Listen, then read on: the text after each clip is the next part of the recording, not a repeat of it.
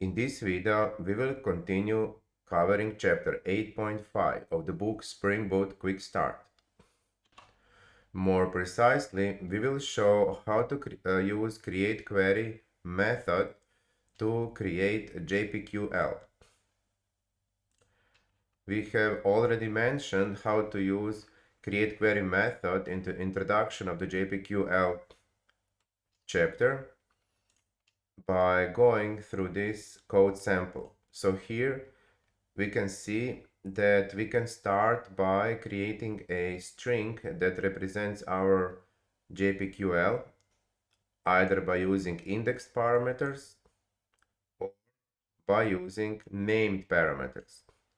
We can then call entities manager createQuery method and use these strings as a first input parameter, and in this case, as a second input parameter, we specify that we want the query to return our person entity.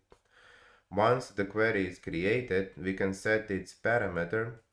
Here is how we set index parameter by first specifying the index position and then the value. And this is how we would specify values for the named parameters by specifying the name and then specifying the value. And then we can execute our query by calling getSingleResult method and then casting the return value into our person entity. So this is an example just to get the overview of how the createQuery works.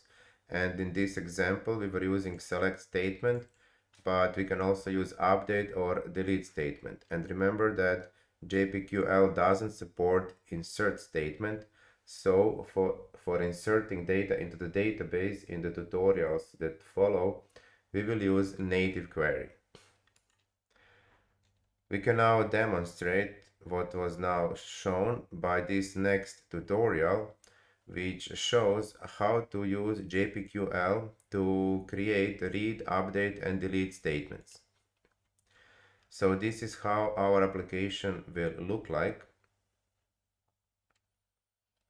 Now, as already mentioned, since JPQL doesn't support insert statement, we will use native query to insert records into the database. We will do this inside this load persons object, which is a command liner which is executed as soon as the application starts. Inside its run method, we will then insert this a single person record with these parameters, name John and age 20, so that we can then demonstrate how to use JPQL by working with this inserted record. Also to note is that we will have this additional database access object in order to annotate its methods with transactional annotation that is needed for update and delete statements. This is needed, so this database access object is needed because transactional annotation cannot be used on endpoints, so we can't use update and delete within them. Or in other words, these two endpoints that are updating or deleting a person cannot be annotated with transactional annotation, and therefore the code that would be performing update or delete cannot be part of the endpoint. Therefore, our endpoints are calling these methods of the database access object, which are annotated with this transactional annotation, so that inside these methods we can execute our update and delete code. Now our method that does selects person from the entity does not need transactional annotation, and therefore this code could be transferred to a controller's endpoint, but we will keep it also here in the database access object, just so that all the methods that demonstrate the code are within the same Java object. So in this example, our controller simply routes all the calls to the database access object and then returns the values returned by those methods. So, and this is our person entity. It simply has properties, ID, name, and age. And our application properties file can be seen here, and we use it to configure our HT database and also to configure Hibernate to create and drop all the tables every time we start the application. So the main focus on this tutorial is this database access object, where we demonstrate how to use createQuery method of the entity manager to execute select, update, and delete statements of JPQL. So let's start with a select statement. So first we define a string, and inside the string we define select JPQL, and in this case it has named parameters.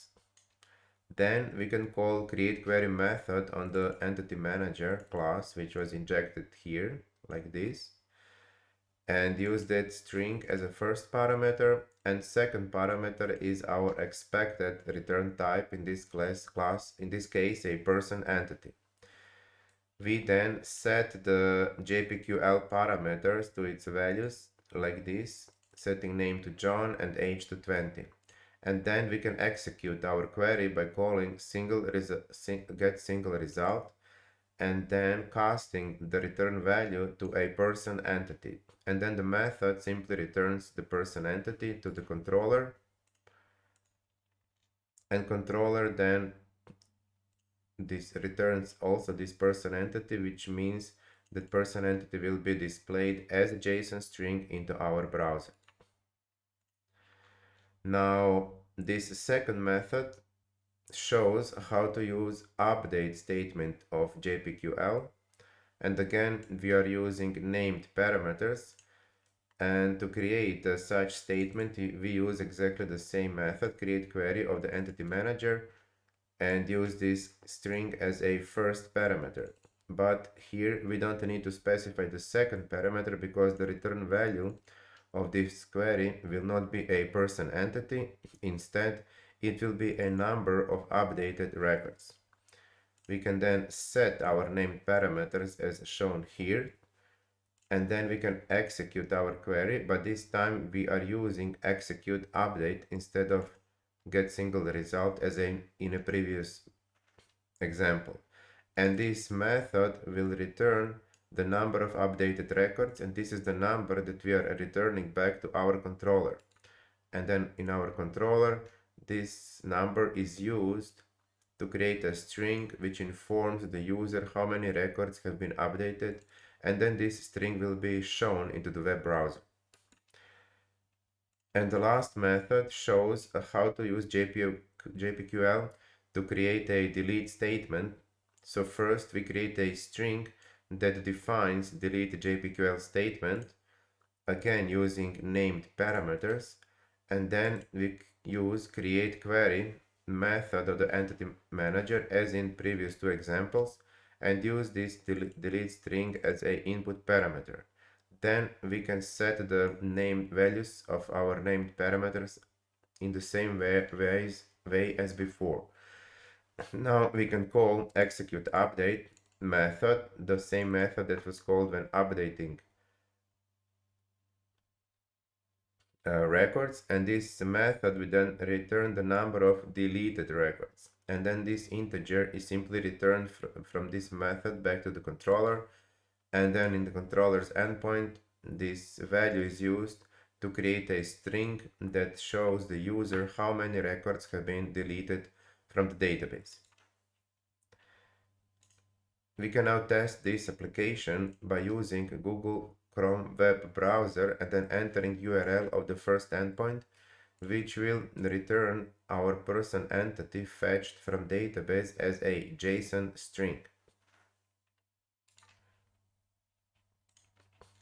So our select statement, once executed, will return a person entity back to the controller, and then controller will also return that person, which will be then shown as a JSON string. If we call the URL of the second endpoint that updates the person's age, we will see following result. Since we only have one record in a database and since only one record will be updated, we will see that one records were updated. So this is this JPQL that finds a person with a name name John, and then sets person age to the new value 200. And once this update is executed, we will receive the number of records that have been updated. This number is returned to our endpoint, and endpoint informs us how many records have been updated. And this is what we see in the web browser when we call that endpoint. And finally, we can type this URL into the web browser to call the third endpoint that deletes a record, and we will get following result because only one record will be deleted.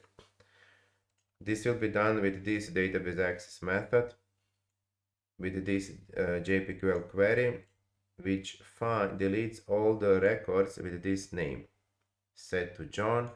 And once the records are deleted, we get information how many records were deleted, and this number is returned back to the endpoint, and an endpoint uses this number to create this message telling us how many records have been deleted, and this is what we will see in the browser.